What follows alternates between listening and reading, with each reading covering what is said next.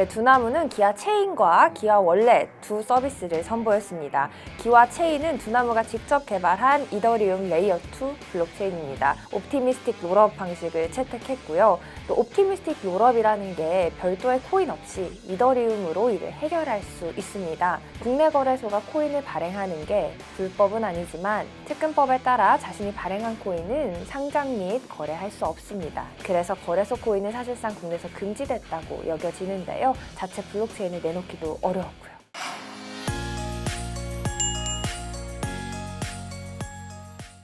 한 주간의 코인 시장 핫 이슈를 알아보는 코인 사이트 더벨 최명용 노윤주입니다.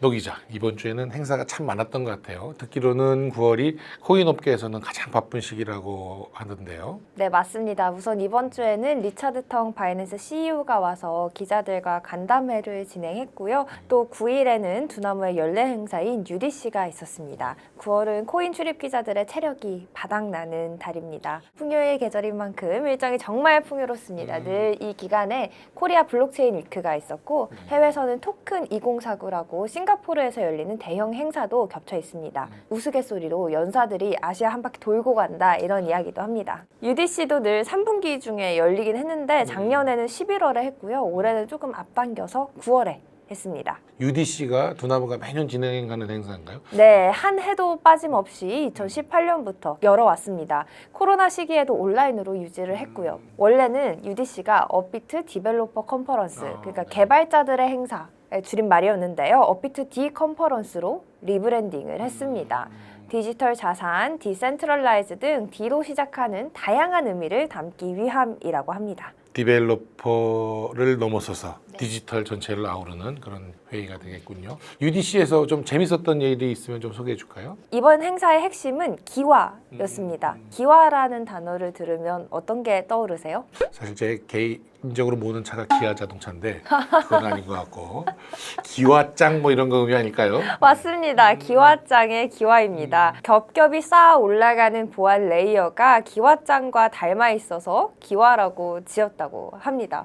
기와 프로젝트라고 그럴까요? 그건 어떤 내용들이 담겨 있습니까? 네, 두나무는 기아 체인과 기아 월렛 두 서비스를 선보였습니다. 기아 체인은 두나무가 직접 개발한 이더리움 레이어 2 블록체인입니다. 옵티미스틱 롤업 방식을 채택했고요. 또 옵티미스틱 롤업이라는 게 별도의 코인 없이 이더리움으로 이를 해결할 수 있습니다. 국내 거래소가 코인을 발행하는 게 불법은 아니지만 특근법에 따라 자신이 발행한 코인은 상장 및 거래할 수 없습니다. 그래서 거래소 코인은 사실상 국내에서 금지됐다고 여겨지는데요. 자체 블록체인을 내놓기도 어려웠고요. 기와 체인이라는 것은 자체로 내놓는 어떤 블록체인 뭐 이런 겁니까? 네, 맞습니다. 기와 월렛도 마찬가지로 두나무가 직접 개발한 디지털 자산 지갑입니다. 코인을 발행할 수는 없다고 했는데 코인도 발행이 되는 건가요? 기와 체인에서 기축통화격으로 발행이 되는 코인은 없습니다. 하지만 기와 체인을 이용해서 서비스를 만드는 다른 프로젝트들은 충분히 코인을 발행할 수 있습니다. 예를 들면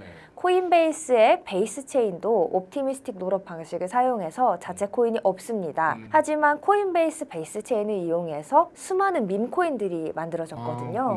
이런 식으로 두나무도 가상자산 거래소뿐 아니라 정말 찐 블록체인 시장을 공략해보겠다 라는 포부로 여겨집니다. 그러면 두나무에서 만든 그 체인을 활용을 하여 다양한 코인들이 그 안에서 만들어지고 거래가 되고 생태계를 구축하겠다. 일종의 이더리움 기능을 두나무가 하겠다. 뭐 이런 걸로 느껴지네요. 네, 맞습니다. 이렇게 블록체인을 만들려면 지갑도 필요합니다. 그렇죠. 네. 왜냐하면 기와 체인을 사용해서 많은 토큰들이 만들어진다면 그 코인을 보관할 월렛이 필요한 거다. 네, 맞습니다. 여기서 잠깐 옵티미스틱 롤업이란 이더리움 레이어 2 종류 중 하나입니다. 거래 내역을 사이드 체인에서 처리하고 거래 처리 내용만 묶어서 이더리움에 올립니다. 이를 통해 이더리움 블록체인 과부하를 막을 수 있고 또 네트워크 수수료도 매우 저렴하게 제공할 수 있습니다. 이더리움의 보안성과 인프라도 활용할 수 있고요. 대표적인 옵티미스틱 롤업 레이어 2 블록체인으로는 옵티미즘과 아비트럼이 있습니다. 해외에서는 거래소가 자체 블록체인을 개발하는 사례가 종종 있었죠. 앞서 말씀드린 코인베이스의 베이스 외에도 바이낸스는 오래전에 이미 바이낸스 체인이라는 걸 만들고 BNB 코인도 발행했습니다. 현재는 BNB 체인으로 리브랜딩을 했고요. BNB로 거래 수수료를 내면 수수료를 깎아주는 여러 혜택도 지급합니다. 설명을 듣다 보니 두나무가 그동안 걷지 않았던 길을 새로 걷겠다 이런 느낌이 듭니다. 코인베이스와 비슷하게 자체 블록체인도 만들고 자체 생태계를 만들겠다 이런 느낌인데요. 코인베이스처럼 스테이블 코인도 자체적으로 발행하는 그런 계획도 있을까요? 네, 당연히 있습니다. 이번 오경석 대표의 키노트 발언을 들었을 때 저도 확실히 그렇게 느꼈습니다. 게다가 두나무가 하고 싶은 말을 UDC라는 자리를 빌려서 가감없이 전달했다는 생각도 들었습니다. 오 대표는 지금까지 성공한 스테이블 코인은 대부분 거래소가 핵심 역할을 담당했던 것들이다. 또 해외와 달리 업비트는 파생 상품 거래, 외국인 거래, 제한적인 법인 거래 등 제약이 너무 많다. 미국처럼 한국도 가상자산 시장에 대한 정책적 지원이 있다면 국가대표 선수로서 글로벌에서 당당하게 경쟁할 수 있다 등 그간 은연중에만 내비치던 두나무의 속마음을 이번에는 확실히 드러냈습니다. 어쨌건 이 코인 시장에 대해서 정부의 스탠스는 여전히 규제가 좀 강한 그런 편 아니겠습니까? 이런 규제를 하는 이유도 분명히 있을 거고 정부의 규제 스탠스가 변화될 가능성 이런 거는 어떻게 보십니까? 변화하려면 시간이 다소 필요할 것으로 보입니다. 예전에 가상자산 펀드를 조성하려고 했던 거래소가 결국 금융당국의 철퇴를 막고 폐업 수순을 밟은 사례도 있고요. 코인원이 2016년에 증거금의 4배까지 지원하는 마진 거래를 하도록 했다가 1년 만에 종료했습니다. 해외에서는 100배 거래도 있는데 우리는 4배 거래조차 이제 허용이 안 되는 거죠. 네, 당시에는 이를 대여 행위로 판단해서 대부업법 위반을 적용했는데요. 2021년에 처벌 근거 없음으로 코인원 무혐의 결론이 나기도 했습니다. 최근에는 거래소들이 코인 대여 서비스를 시작하면서 경쟁에 불이 붙기도 했습니다. 마진 거래랑 비슷한데요. 코인 대여가 가능하다는 건 숏 포지션에 베팅할 수 있다는 거군요. 일종의 공매도를 할 수 있다는 거죠. 네, 맞습니다. 하지만 당국이 칼을 빼들면서 이제 닥사 중심으로 코인 대여에 대한 자율 규제안이 만들어졌습니다. 레버리지 서비스 또 금전성 대여는 제한하는 등 여러 장치를 마련했습니다.